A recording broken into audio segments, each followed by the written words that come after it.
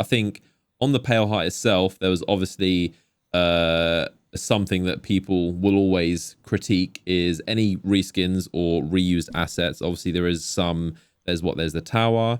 There's the cradles in there as well. Yeah, there's practically stuff from every destination, just remixed and whatnot. It's a nostalgia and granted, trip.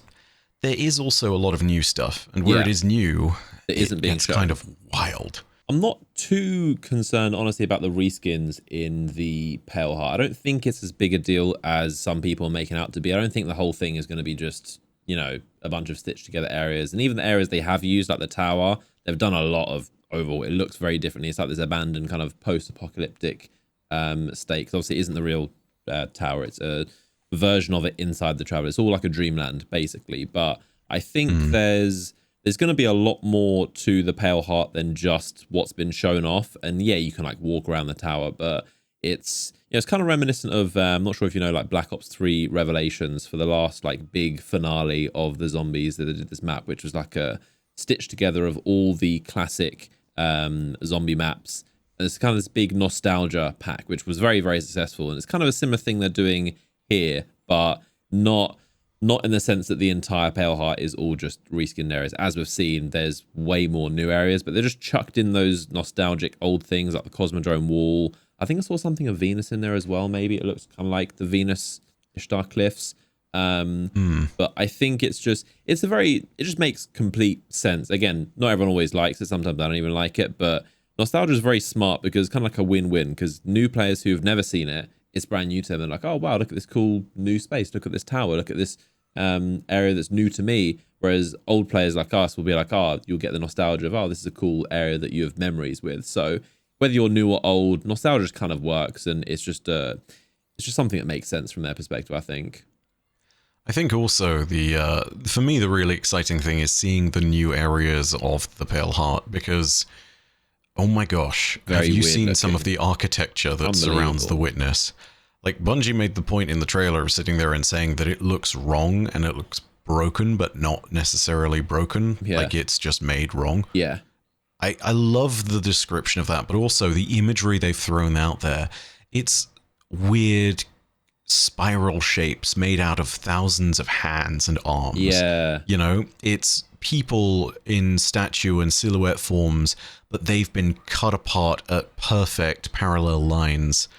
And it's just like all of these weird images that feed into a very eldritch feel, which for one is perfect for what the Witness is, but also is terrifying, and I think gives us that bespoke feel that has always kind of been attached to the interior of the pyramids, but now is properly and completely expressed. And, if I may jump in momentarily with the lore, it makes sense with what they're saying about the Pale Heart, because apparently it's a dimension and a space that reacts according to those who experience it, right? Subjective. So at the heart, yeah, I mean, kind of. I coin a phrase here, so excuse the babble, but it's what I'd call a psychomutable space. In other words, it's literally changed by your own mind and your own consciousness, right? So it's kind of like a throne world in that sense. The Witness at the very center of it has been there for a while, has built its monolith out of its own kind of thought and its ability to mold the Traveler around it. When we arrive, all of these spaces start popping up too, like the tower and everything that we've experienced in our journey. It reacts to what we've experienced, which is a really weird way of looking at it. But, it shows that progression of, ally to enemy almost. And you can start to see the furthering points of corruption the more and more you go through. And I think that that's a really interesting choice, but also it's great because by the time you do get to the end, you're going to see those wild visuals and it's not going to make sense.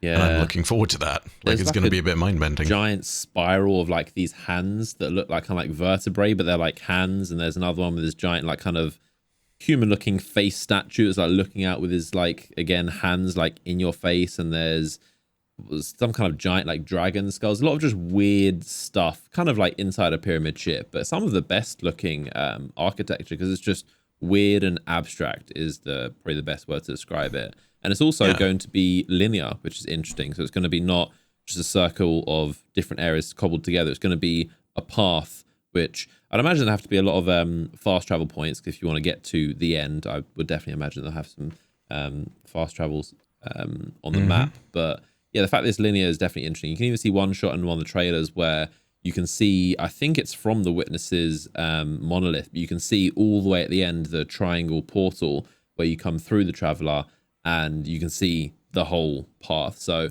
yeah, it's going to be interesting.